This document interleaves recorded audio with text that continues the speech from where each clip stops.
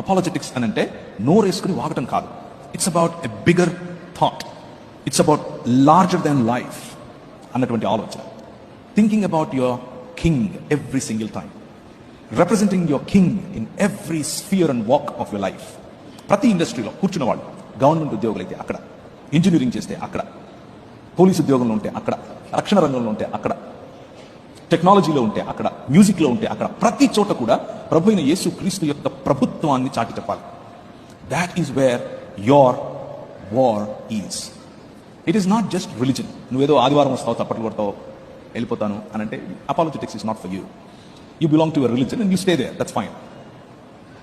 But if నువ్వు ఈ మతానికి పైగా క్రీస్తు అనే రాజుకు అనుచరుడిగా, క్రీస్తు అనే రాజుకు ప్రతినిధిగా బ్రతకాలి అని అనుకుంటే, మేము వితర్కములను, దేవుని గురించిన జ్ఞానమును అడ్డగించి ప్రతి ఆటంకమును పడద్రోసి ప్రతి ఆలోచనకు క్రీస్తుకు లోబడినట్లు చెరపట్టి మీరు సంపూర్ణ విధేయత కనపరుచినప్పుడు సమస్తమైన అవిధేయతకు ప్రతిదండన చేయ సిద్ధపడి ఉన్నాము అని పౌలు అంటున్నాడు కదా. This is a call.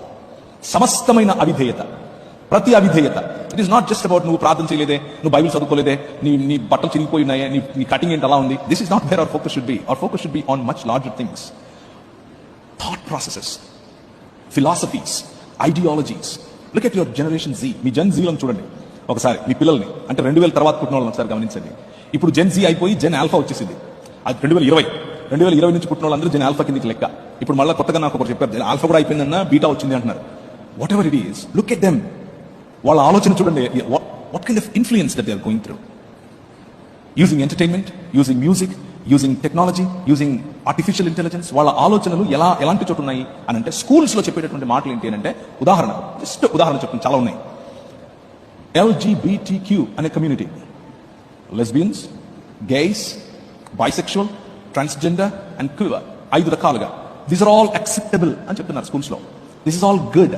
This is embracing diversity.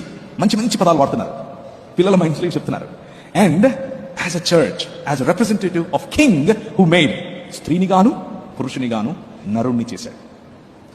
ఇది ఒక భావజాలం. ఈ భావజాలాన్ని రిప్రజెంట్ చేయగలగాలి, ఈ భావజాలాన్ని ప్రజల మధ్యకి తీసుకెళ్ళగలగాలి.